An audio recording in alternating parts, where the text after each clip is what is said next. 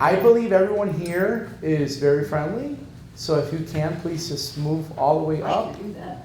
It'll be a lot better. No one's gonna bite, I promise. Come on, get up here. Well, I shouldn't make a promise because I don't know. But if we can move up, you'll be okay. Cowards.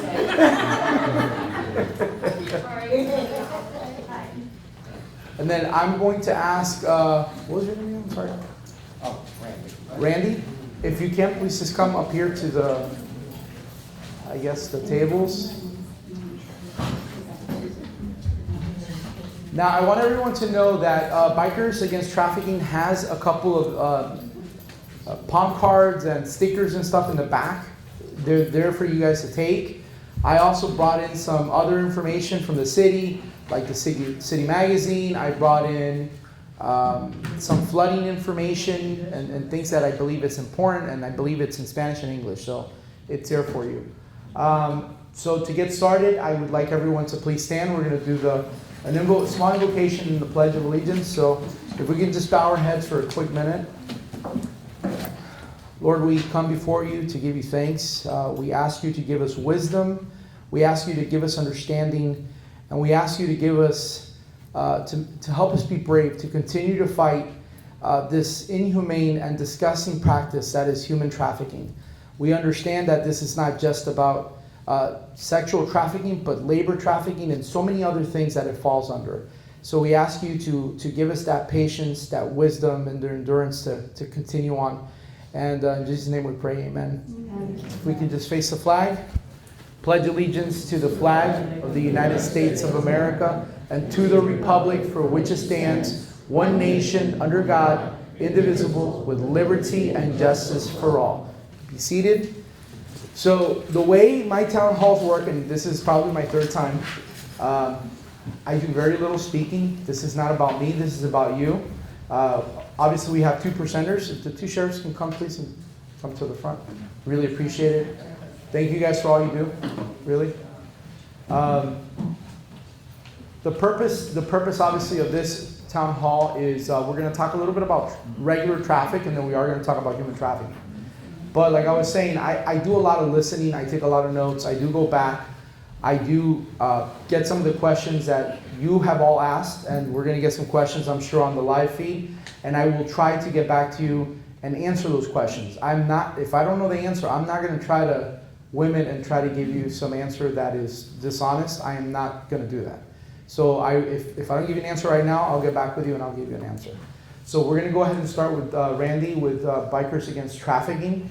And if you guys can, please, you have microphones there. You can come to this podium, whatever you feel more comfortable doing. After he's done with his presentation, you will all have the opportunity to ask him a question. We'll go to the live feed to see if there's any questions, and then we'll go to the Volusia County Sheriff's Office, and we'll take it from there. So, Randy, please. Okay. My name's Randy Olson. I go by a road name of Professor. Long story. I'm really honored to be here. We would have a much better showing, but we're actually doing another presentation 2 blocks down the road at Cornerstone Church right now. I just saw that. Yeah, so we got most of our people there. You guys will find out something right now that no one else knows. We were able to probably attain a house in southwest Volusia County.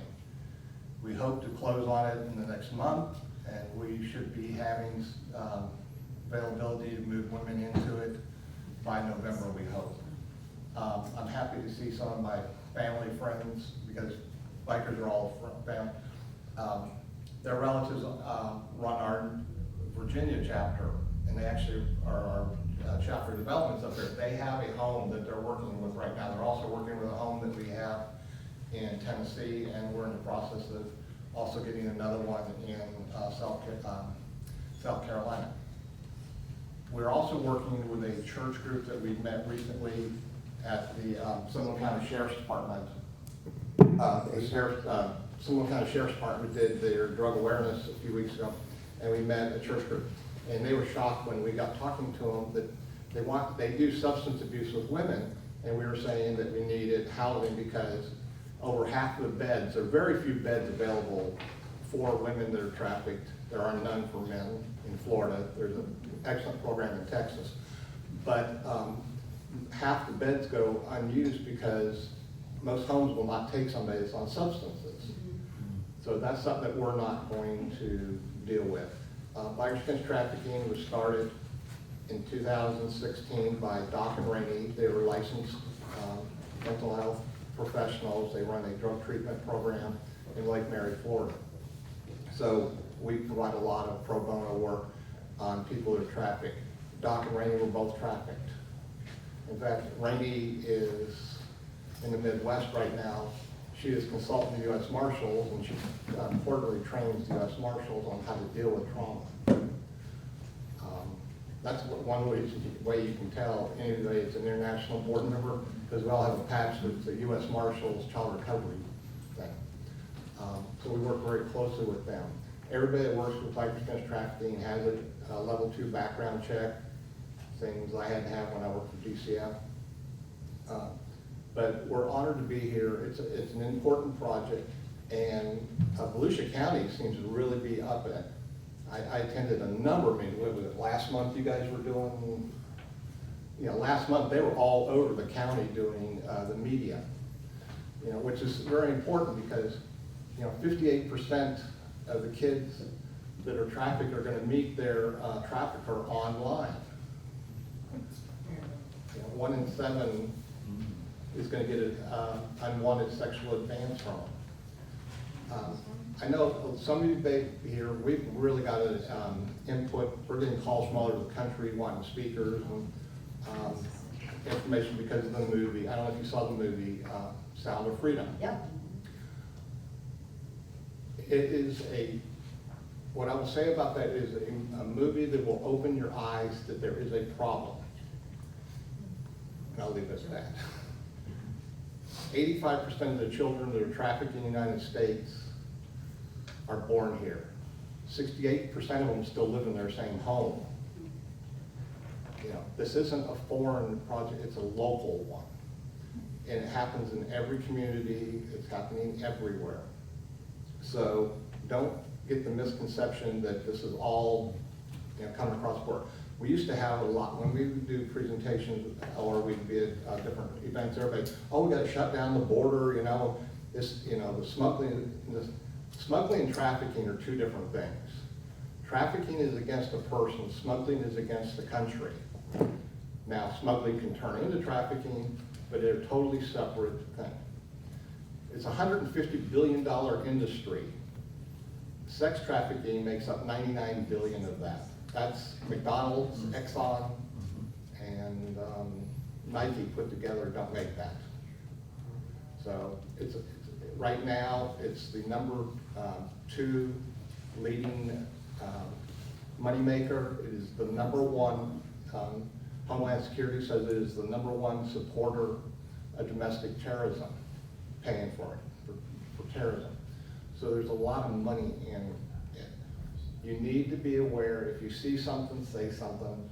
On the back, there's a card, and it's red, white, and blue on the bottom there. And on the back, it has some of the signs. People ask us for things to look for. So I'm sure there'll be a lot of questions that come up, and it's easier to answer questions than kind of go on a whole spiel for you guys.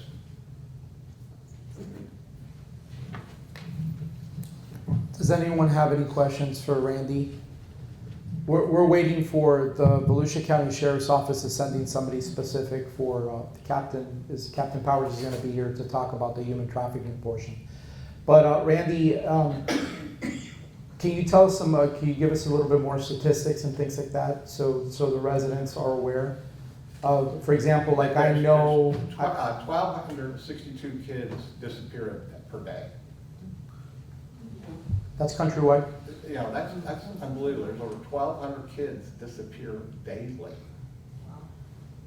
So you've got to look at that. For moral trafficking, one that shocks everybody is that probably 68% of the trafficking has to do with within the family, people knowing each other. And of that, the mother is usually the perpetrator of the crime, and everybody goes, "Are you sure it's not the father?"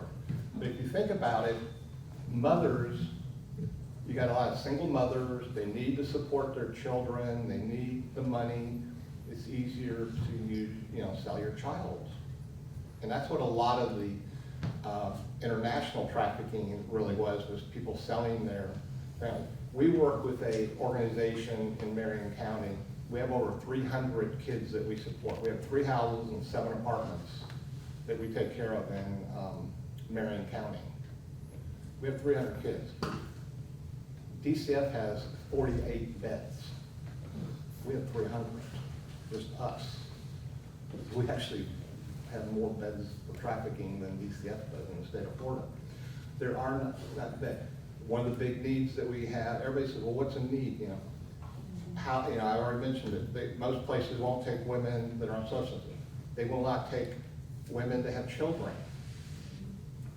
There is a very large county around here that I got into it with them when they first opened. I said, what about women have children? Well, they can make other arrangements. And I'm from the child welfare arena. And I said, these women are already traumatized enough, and now you're going to re-traumatize them by telling them, oh, you got to find other arrangements for your children, because if you want our services for 45 days, which is another thing, you can't treat somebody for 45 days. Our homes will be as long as they want to stay, as long as they need the help. One of the reasons that BAC, Biker Trafficking, was formed was there's a lot of great organizations out there who do great work, and they're really doing a lot of awareness, but they're not what Doc called boots on the ground and getting their hands dirty. We have been known to travel across the country and pick up people and move them to other states. We get calls from law enforcement on a regular basis. We were given 3 children in the last month. And when I say children, I'm talking about weeks old. So there's just a lot of stuff that goes on. Used to be the big trend was, you had this guy out behind his computer and he's saying, I'm this girl, and he's getting these boys to do different things on the site and then click on, and the sextortion. The new one is they're actually getting girls that they're trafficking, so there is a live girl on there that's doing it. Twitter was last year was sued, and it was a Seminole County case. A 13-year-old boy, there was 2 boys, but the main cases was one. He finally told his mother what was going on. She contacted Twitter and said, look, this is child pornography, this child's underage, here's his birth certificate, da da da. Twitter actually sent a letter back and said, this does not meet our criteria to take it down, we're not going to do it. And it was republished, thousands of times. Finally, Homeland Security had to get involved and threaten them, and it got taken down. But there's a lot of cases that, like I said, it's... And if I can, Randy, interrupt you really quick.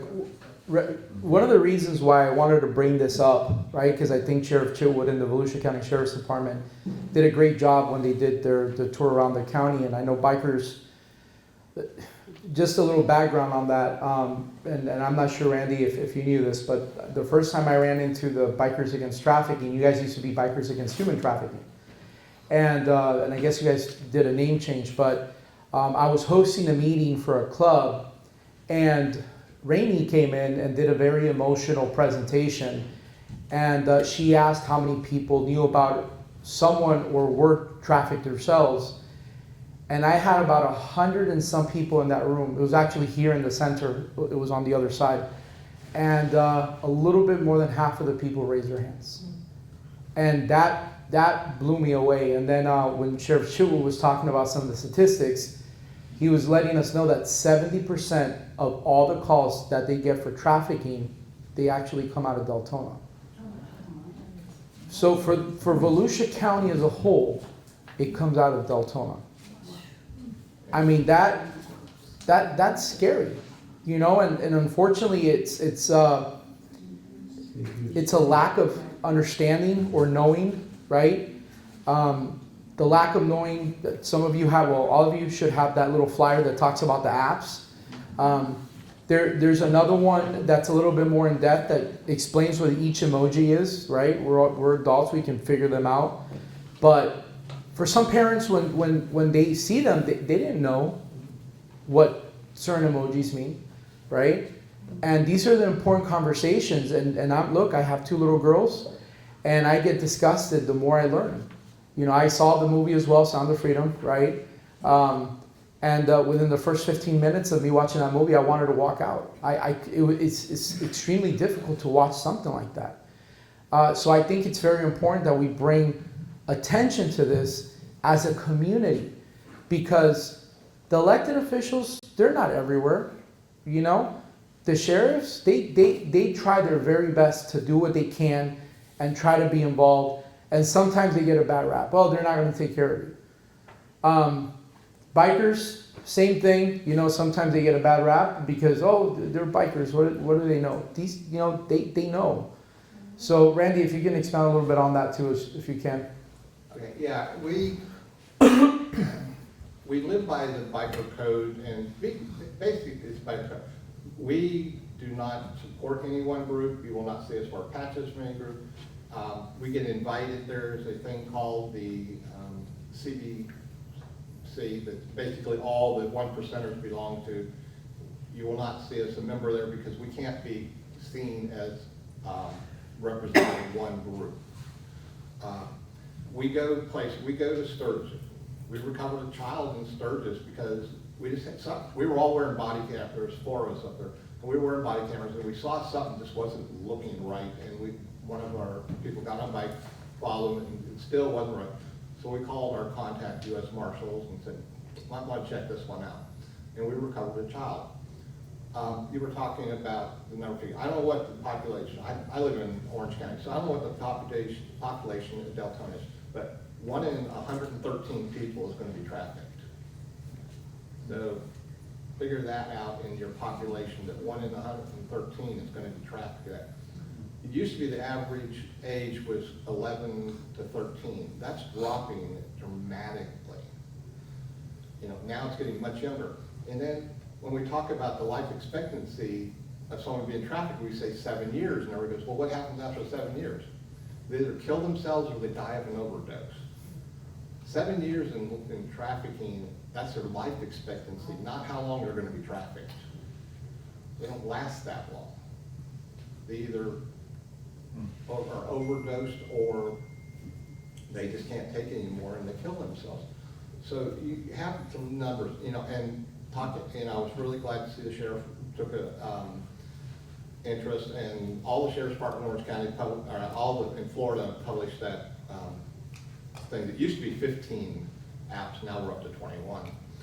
And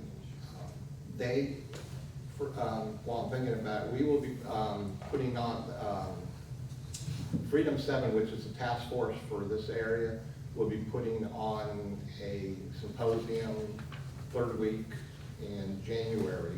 We'll get that information out more. It'll be held in Deltona Beach. I guess there's a building there, it's called the Speed Museum or something. Like I said, I don't live up here, but we'll get the information out to you. Freedom 7 used to be a very active task force.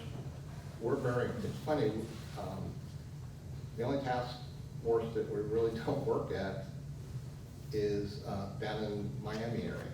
I mean, 3, 5, 7, 9, 18, we're very involved. Next week, I'm attending 3 different task force meetings around Central Florida for where we all get together. Right now, there's a big trend, you know, I said that most of the trafficking is not people coming from out of the country. Just had an update from MBI recently. What they're seeing is a trend of pregnant women being moved from Texas coming to this area. By the way, MBI is the Metropolitan Bureau of Investigation, which is the pretty much Orlando version of Florida, FBI. so they can work across lines, you know. It's like when I was a deputy, one of the things, there was a bar called the Buckeye, and it's on the border of Seminole and Orange, and one of the rooms was actually in one county, another in the rest, so you had to be dual sworn to cover calls there. Kind of a weird place, but you know, there's all kinds of statistics out there, and I don't, you know, you can do whatever. Another thing that is kind of controversial going on right now is, you see the phone number 888-3737-888. I know it sounds weird to say it that way, 3737, but it's just easy to remember that way. That is the national hotline. That is a federally funded national hotline.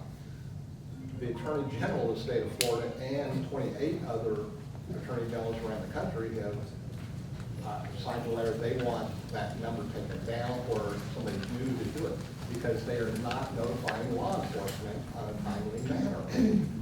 What they're recommending in Florida is FAL SAFE, 855 Florida SAFE. That is the Florida hotline, so you can either one. It's in the statutes that you're going to see the 88-3737-888 number everywhere because we got it to where now they have to post it in hotel motel. That was a real nightmare to get that passed. I spent a lot of time in Tallahassee working on legislation. So I work on in a lot of other states. I work on legislation in other states. Florida is very progressive in what we do. North Carolina is really got a good program going. So we have some states that are looking. But it's funny, that you were talking about in the micro thing. 1%ers think they own different states, and we actually meet with who runs that state, and like our Washington. You have to explain what a 1%er is, because I have no clue. Oh, 1%er, it goes back to 1947. No, I couldn't. Now, anyway, in 1947, the AMA, American Motorcycle Association, there was a thing in Hollister, California, that said it's only 1% of the bikers are the bad ones. Everybody else, 99% are great guys and all that. So the outlaws kind of took it among themselves and started wearing a diamond patch that says 1%. Florida, your big one's going to be the outlaws around this area. In Orlando, you actually have the charter of the mother chapter of Warlocks. You got Sound of They're not good Silence. guys. You got some different. They're the outlaw motorcycle. Yeah, they're not good guys. They're the bad one. But you know who the #1 group is for collecting children's charities? Is the Hells Angels. Oh, yeah. That's the one thing that is really interesting about outlaw motorcycling. They back us, they love us dealing with kids. They'll kill anybody that's messing with a child, but they have no respect for a woman. That's property. So it's kind of a weird mix, so they kind of look at us as, oh, you taking care of kids and they're safe and they'll back us. But you won't see them at our rides. There is an organization that is a child's organization. You will see 1%ers ride with them, but not with us. But they, we get along with them and things. But, So while the Captain Powers makes his way in, yeah. is there any questions for Randy specifically? Yes, ma'am. We'll start with you and then we'll go with How are they getting Lisa. to the kids? How are they reaching out to them? Is it, because it's Okay, not yeah, for a runaway, 80% of the kids that run away are going to be approached within 48 hours by a trafficker. They know what they're looking for. Or some of the things that you need to look for as a child alone or stuff. Traffickers know how to, it's a word called grooming and how to develop them. If they find this child that is in need, the parents aren't giving them support, it's, your parents won't get me that. I'll get you a phone. I'll get you, and they may spend some time, taking them out, getting their nails, done and their hair done, and buying them different stuff and getting them new clothes, and they're grooming them to put them. And then all of a sudden it's, I spent all this money on you. You got to pay it back. Or I worked a lot of cases that the problem was that we couldn't prosecute because the girls would not testify because it was their boyfriend. He loves me.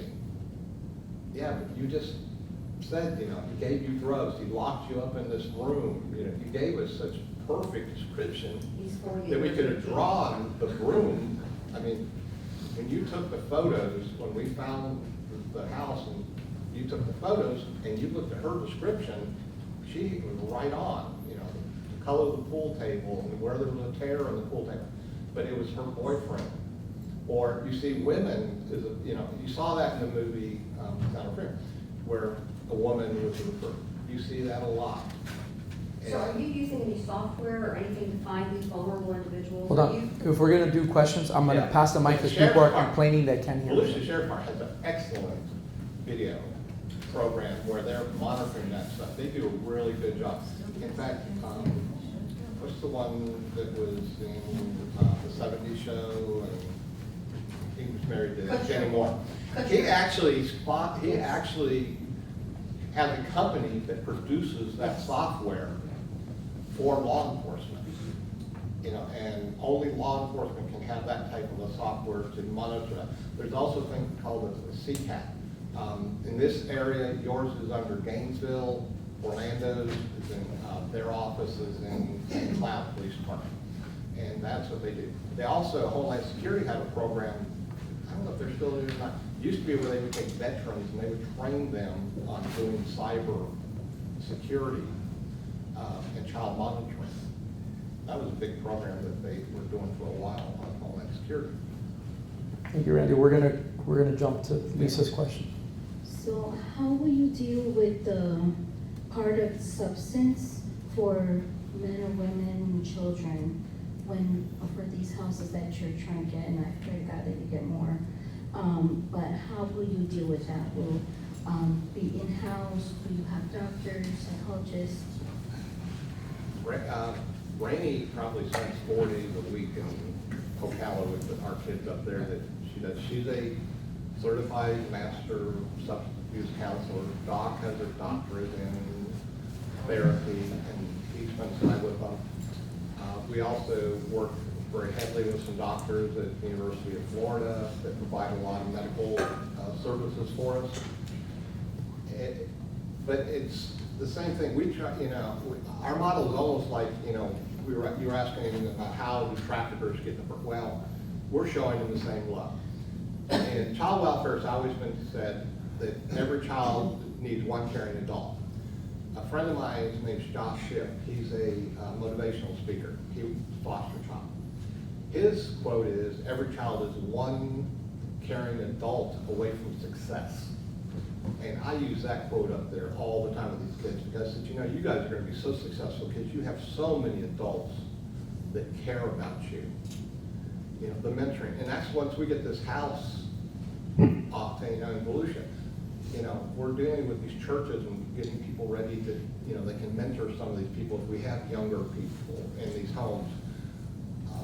One of the things that they use up in the Ocala model is a host family where they have retired military veterans that empty nesters that will open their house up to these kids, and the kids love listening.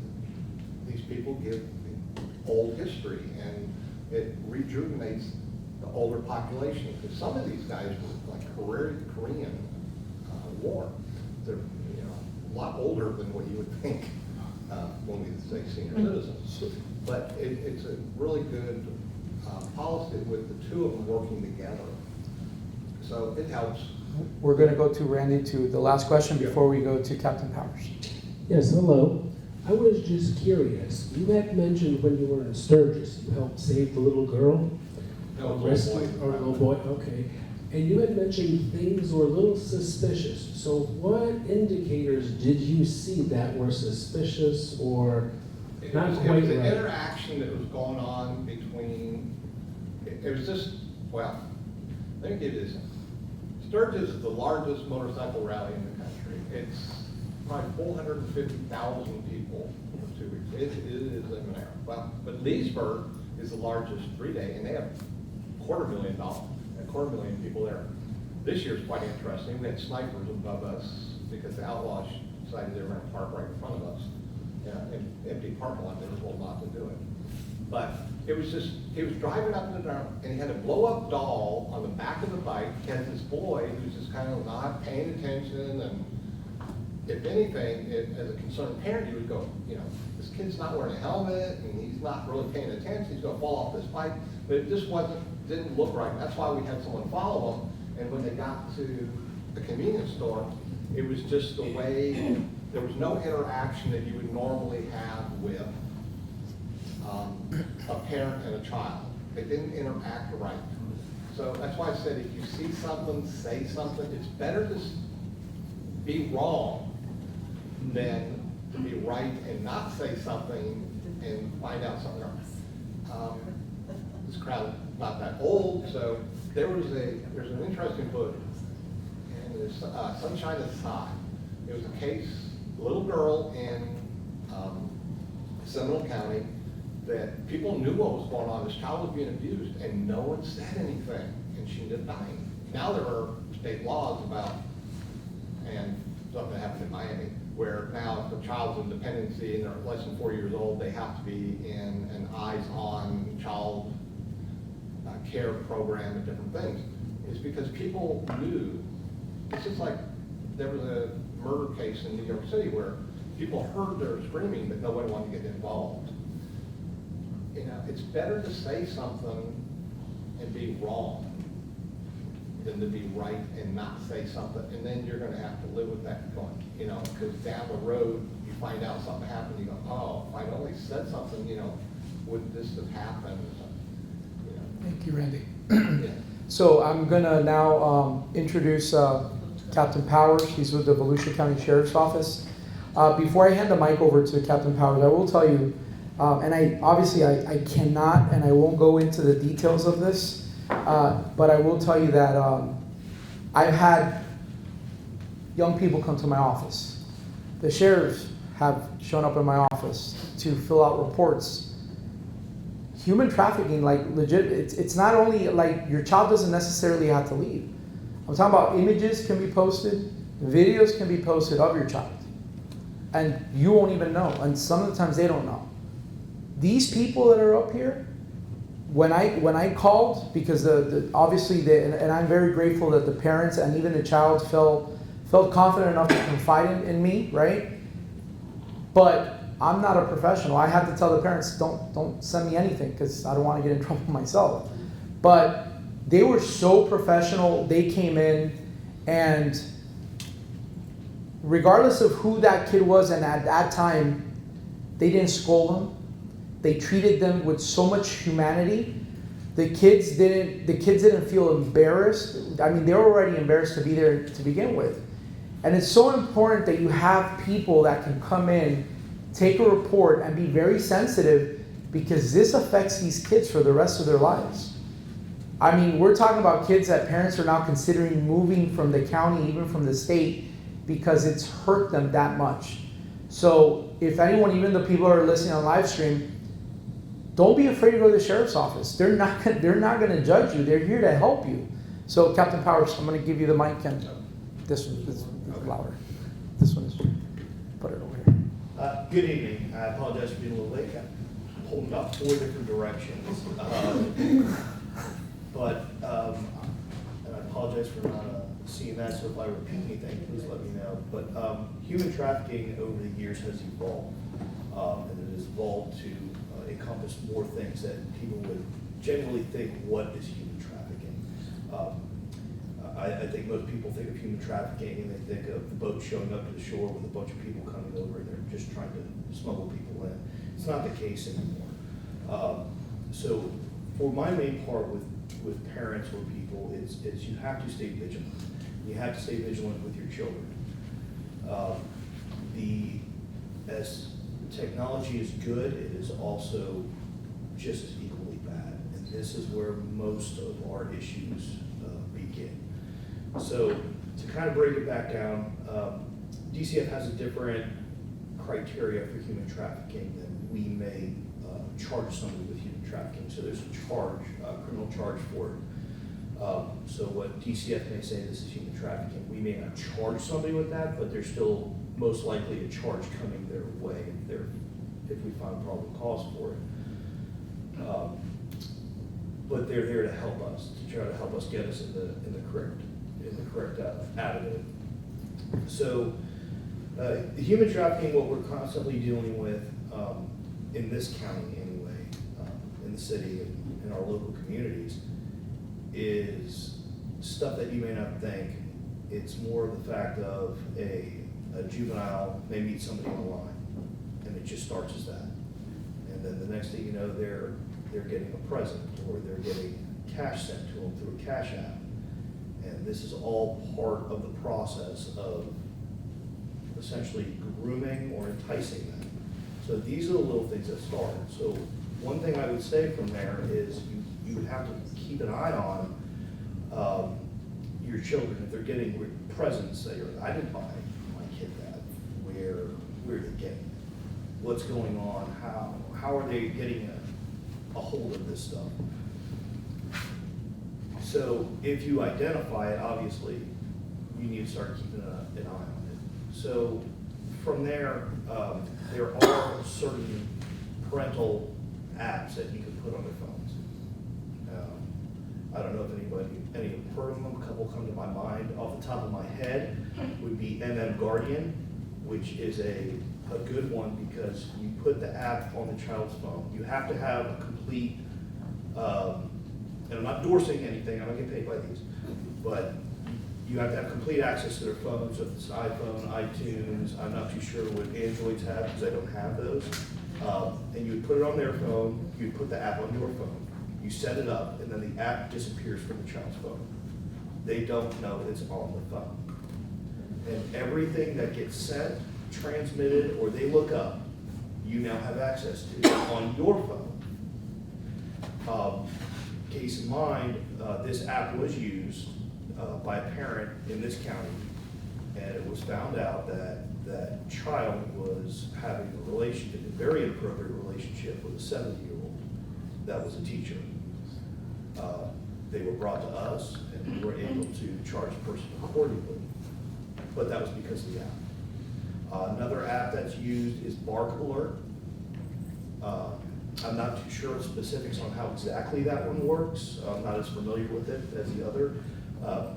But that one, another one was used in the parent finding out that the juvenile daughter, I believe she was in middle school, or maybe just in early high school, was pregnant by a 32-year-old.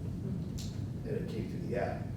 So with this and the apps, one thing that I suggest people, children should have these in their, they should not have this type of technology, phones, iPads, anything in their rooms. When they charge, especially at nighttime. It should either be in your room charging, it should be on the counter charging, it should be away from that because of these. You have to take you have to keep a very watchful eye on a lot of these. Just even simple gaming that that the kids do. They have open chats in these. Yeah. Well, they meet these predators in these chat rooms on these games, which seem completely just okay if my kid's playing a game, what's the problem? Well, it's not just a game anymore. It's not the Atari or Nintendo that, I'm dating myself, but we grew up with, and there was nothing there. It goes out worldwide, and these people know this, and they're looking for it. So it's very, very important that you keep an eye on what's going on. A lot of these apps help tremendously. But good dialogue with your children is very important. Unfortunately, we have to have what seems to be inappropriate conversations with our children at a much younger age than we'd like to, but it's the reality of the world that we're currently living in. So these are all kind of things that start ending up into this sort of human trafficking, a lot more so than we deal with here in this county.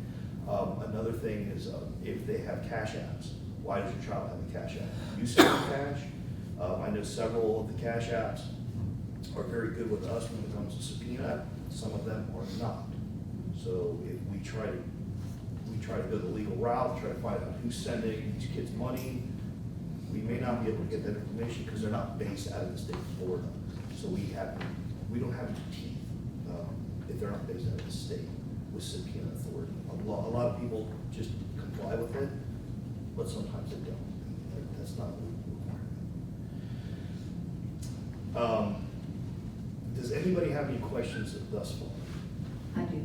Yes, ma'am. Hold on. You mentioned Hold on. that, Let me give you the mic. And then, can you mention that app again, the first one you said? MM Guardian. MM Guardian? All right, Mayor, you mentioned that 70% of Volusia County's traffic comes out of Deltona. Is that, did I hear that correct? That was from Sheriff Chitwood's, when he did the human trafficking, he said 70% of the costs for human trafficking are from Deltona. Are from Deltona, okay. So my question then is, as a community, what can we do? See, I'm a grandparent who had a grandson who had this issue, resolved that issue with the sheriff's department, and he's now, been reunited with his mother, but I was raising him since he was an infant. He got into some of this kind of stuff on a gaming app where he was playing games with someone that turned out to be an adult who said she was a 17-year-old girl and it was a woman out of New York. So, I'm a grandma. I didn't know about this kind of stuff. Pong was the thing I was into, okay? I have no idea about this kind of stuff. So 70% is coming out of Deltona. What can we do as a community that we can bring more awareness? What kind of nonprofits or organizations exist within our community that we can partner with? Do we need to form something like that? How do we as a community guard our community against this? At 70%, that's a pretty high number.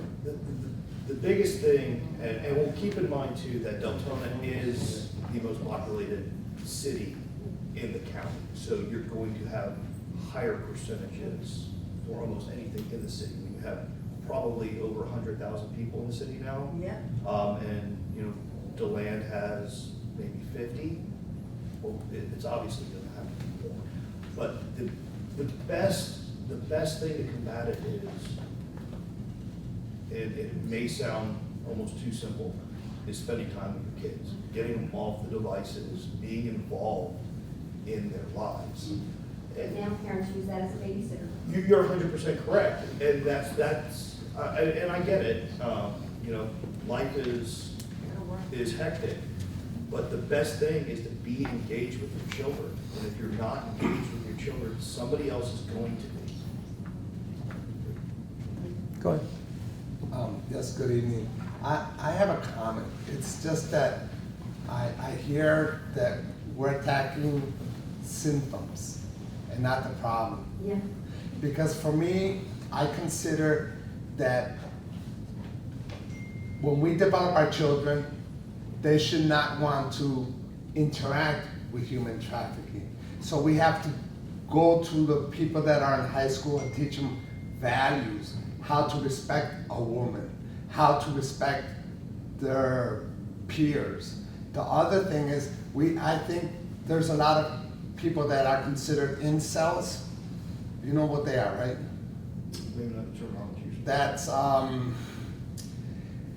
involuntary celibates, what they call young men that cannot find a woman or Yeah. someone to interact with because they're shy or they don't have the skills to do that. And I think in high school, they should teach these young men the skills to be respectful to a woman, to value their neighbors, so that they won't be people that are interacting with human traffickers or looking to pay for something, that they should have the skills to develop a relationship with somebody. And we're not developing that with our children. We're talking about games. When I was a child, we played parcheesi. And the thing is, you learn social skills. The social skills you learn is if you cheat, you say, hey, you moved 3 and you rolled 2. You were here. We don't have that. We play with machines. You don't like the results? You turn it off and you start all over. These are things that we have to go back to basics. I'll get to that. First, some of these online don't start out as, it doesn't go to 0 to 100, right? It starts out with a nice comment, like, hey, I like how you play, I like how you play. Would you like to be friends on the game? Sure. And this grooming takes months, if not almost a year.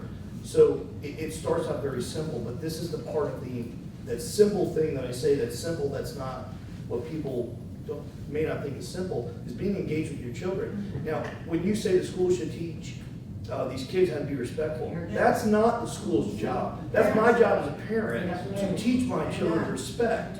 The teachers should be teaching them how to do math, how to read, and we should be going on with that even more. So if they're doing that, and we at home as parents and grandparents and loved ones in our children's lives are teaching them values, morals, ethics, and actually how to engage with people, and that's bringing them into uncomfortable situations like sports or other things like chess club or whatever it is, then they'll learn how to engage with people at their own level as opposed to trying to do it with people on the internet. And then letting them know that, hey, these people, you don't know who they are. They could be a 40-year-old or a 50 or a 70-year-old person. So you have to be very careful. Don't ever give out your information. Don't ever give out your Facebook or Instagram or Lord knows whatever other social media that's currently out there that I don't know because I don't have any. But it all starts at home. And if it's not starting at home, it's going to start somewhere else. If I can also add, and then we'll still be taking a few more questions. One of the stories that I heard, and they didn't get into too much detail for obvious reasons, right? Was a young lady, 14 years old, I believe, church life with her parent, great relationship with the mom. Of course, when you have that type of relationship, sometimes you give them certain freedoms, which, from my understanding, when the story was told, the mom was very disappointed that she didn't check. Daughter came up to her and said, "Mom, this happened." At least the daughter had the trust to go to the mom and say, "This happened." And they went back and they saw the conversations between her and a 16-year-old boy. And later on, it started very, very, like the captain says, very innocent. And then there was a comment that was made, and for some reason that whole storyline, that part caught my attention. And it made me think, as a dad, this is something that I'm going to be very watchful. That's why I asked them again, and I know they're too young for a phone, but I'm sure there'll be a better app when they get older. But that kid that was 16 years old, he wrote back to the young girl and said, "Well, I can be 16 if you want." Well, this was an adult that was actually, when they caught the guy, this was an adult. And let's not go too far. This was actually in the news. The guy that came from out of the city and picked up somebody here in Deltona. I mean, it was like 3 times or something like that. It does happen, and we do also conduct operations. I know we've let them out in the media. I don't know if you've seen them when we do our internet, our one unit, internet crimes against children, and we'll set up either a house or somewhere where these people will come and travel to meet these minors, thinking it's minors. It's sadly for them, it's us, and we arrest them for that. We do that regularly, and there are these websites that off the top of my head I can't tell you because I don't visit them, but they go in, they meet kids, and next thing you know, they're traveling across state. We've had them come from Georgia, from Alabama, for this. And some people are prominent people that do it. So it's not, it's very disheartening when you start seeing what people will do with this. But it's an eye-opener. And if I can add, Captain, one of the ways it was described which also is very eye-opening, right? Is if you sell drugs, let's just use cocaine for the lack of picking one, right? If you use cocaine, if you're a dealer, you sell cocaine, you sell it one time. That's it. That deal is said and done. You can't reuse it.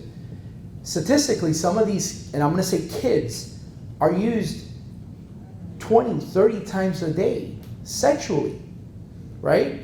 And that's just using that analogy. There's other adults even that are used for work. So it's not only sexual stuff. I mean, I know we're touching up on that right now because that's the one that seems to be hitting closer to home. But you know, you go to places, and I've been reading on statistic upon statistic, and you know, I don't want to get paranoid, because then, you know, you'll never have an ability to live a nice, free life. But you should be aware of stuff. You know, like, for example, if a trafficker takes your kids, they're usually in places like Target, right? Why? Because the majority of, and it's so funny because I started paying more attention to this. I'm like, wow, this is really weird. A lot of ladies that are either pregnant or have very young kids tend to shop at Target. And that's usually where they get the kids from, right? And one of the things that I learned actually from another officer was traffickers will change your clothes, which makes sense now why it would be in Target. But the one thing they usually don't change is their shoes. So always try to remember what type of shoes that they're wearing. So these are all things that, and I hope you reach out. I hope you go to the Volusia County Sheriff's Office website. They have a couple of YouTube videos, correct? That they have so many things. I believe, like, if you have like a little signs that they put in their hands, if they do certain symbols, they're important for you to learn, because you might be able to save somebody's life.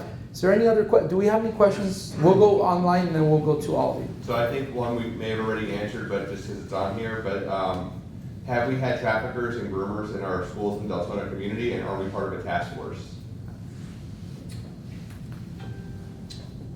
We've had, obviously, teachers that have had inappropriate relations with students. You know, if grooming was going on in those, it's a very good possibility. However, I wasn't part of those investigations. I have not been involved in any of those investigations, but I would highly believe that some sort of grooming was involved for an adult teacher to get involved with a student. So I would say yes. What was the second question? I'm sorry. And are we part of a task force? We are part of the task force, yes. The Internet Crimes Against Children is a task force that is actually run by the Department of Homeland Security. The Department of Homeland Security actually does pretty much a giant bulk in the country when it comes to helping children and human trafficking. They do a lot more than people actually realize they do. So yes, we are actively engaged with those and the federal marshal when it comes to sexual predators and making sure that they are within compliance. If not, we just did an operation maybe a week or so ago where we arrested numerous all over the county for not being in compliance with their statutory requirements. Go ahead. Okay, Mayor, you mentioned Target, but then there's other stores like Walmart. That was the one statistically they gave me. Okay, but is there any police, anybody there undercover or anything that could be in these stores? Being that those stores being targeted and just being in the door or looking at people coming in or out, even if it's in an office? So, no, we don't have law enforcement officers in stores. I don't think we could staff it. Now, if we knew something was going to happen, then absolutely we're going to do it. Now, you would have to look at each store and what the statistics are with that each location. So if we've had 2 or 3 in this in 6 months, then yeah, there's probably going to be a couple cops in that area. But to staff every department store essentially with cops undercover, and if something happened or if it didn't, would be a giant undertaking, and that's just not something that we do. And what about also in the schools? And I know it's the parents' job to educate our children, grandchildren. However, there are some parents that just don't do it. They're too tired, they're working, they just don't have the time to sit with their children. Do they ever, or will they ever bring this education to the high schools, speak to them about what's going on, and maybe open their eyes up? Well, see, here's the thing, and this is where I don't know if they would, because this would be extremely polarizing, because who do you want teaching your child their morals? Because mine may align different than the teacher at the school, or the other teacher at the school that may be the predator. So That's why I get, I've worked 80-hour weeks plus in this job, so I completely get it. But if we choose to have children, we have to choose to take that time to be with them, to teach them ours. And that may not be the best answer, but my thing would be, who do you want teaching their values to your children? Would it rather be you or somebody else? But don't you all teach there? That is more of it's a drug program to try to keep kids off drugs. That's not more so teaching them morals and ethics. That's just saying, hey, drugs are bad. That program's around, but it's not as heavy as it was back in the 80s and 90s. But that's kind of a different subject than trying to teach kids how to be wherever. But either way, I'm not a school representative. I'm not on the school, the county or the school council. So that's something that you as parents want to do. I would point you to one of their council meetings and bring that up there. Thank you. Sir? Okay, I was at a presentation with Doc about 6 years ago, maybe, in Orange City. And they brought out that night that one of the important things to warn your children about is, especially if they're at the age where they may be looking for some kind of a job, are the signs that are posted, making it seem so exciting. We have this exciting job, lots of travel, lots of glamour, and lots of money, which draws young people in. And a lot of times that's exactly what that's about. Getting them to call that number and meeting up with these people, and they wind up being trafficked. Unbelievably, most of the stuff that's going on in Central Florida is actually two brothers. They had a major arrest in Brevard County about someone, same thing. Something just didn't look right on his van and the kids and stuff.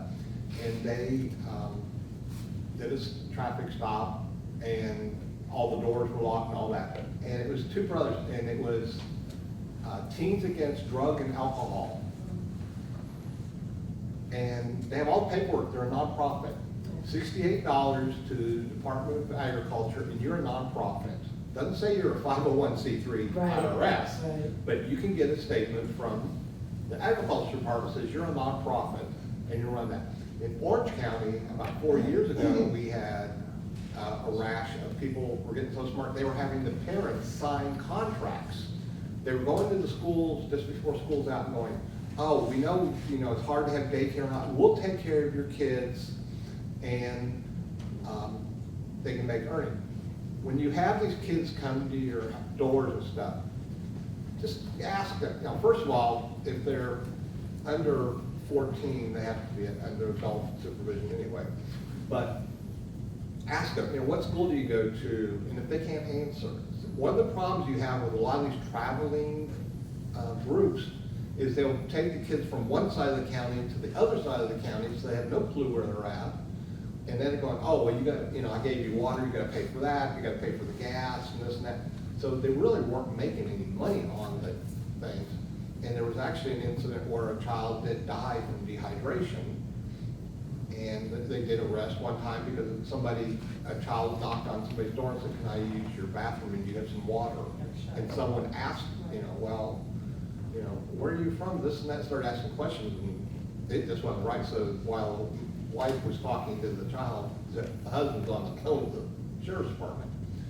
But yeah, that's a big problem you have with these recruiting, and that's also another one that you have with these ones of make them a model and stuff. Because that's the same thing, kind of on the grooming one. Okay, we're going to work with you to make model, but we're going to have to do your hair, we're going to have to do your makeup, we're going to do this. And they're going to work with you for a while, and then all of a sudden, you got to pay for all this stuff.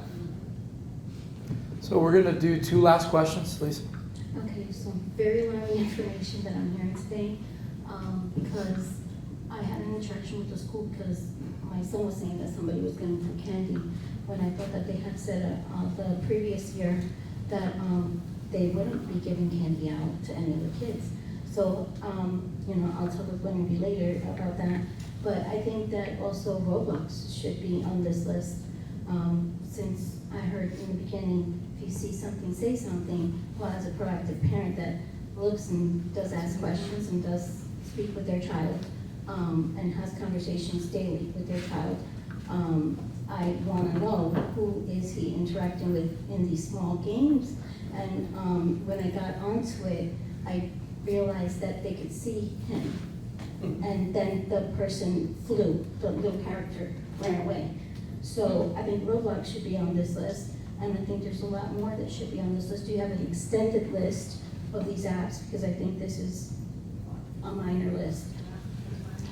So also, do you have Spanish, for the gentleman, do you have Spanish speakers that can do these things here? I'm just trying to save time. That was from the sheriff. That was from the sheriff. Okay, so I'm just trying to save time. Was it Bark Alert, the second app that you Yes. said? Bark Alert, like dog bark?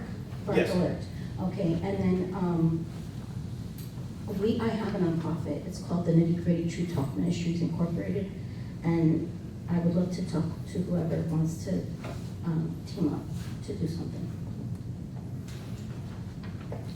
Okay, so I got a lot of information today on child predators. What about the adult trafficking that happens maybe at Bike Week or at the racetracks, you know, the 500, and these women that are brought in to be serviced by men, are they then arrested as prostitutes, charged, but then their predator who has signed them up gets free, you know, gets to go free? What are we doing in respect to the adult predators? Because we have several large events in this county that I'm sure there are women that are trafficked and they're drugged up and then they're addicted and then they're prosecuted or they're not given the chance because they've been addicted, and so they're looked down upon by society. I'm just saying this is like opening up a can of worms that doesn't have a bottom. Okay, so no, the problem with prostitution in this county, we do have, obviously there's those issues everywhere, and we do have it in this county. I don't think we've quite identified people being brought into that level. Now, I know that I believe in South Deltona they were hitting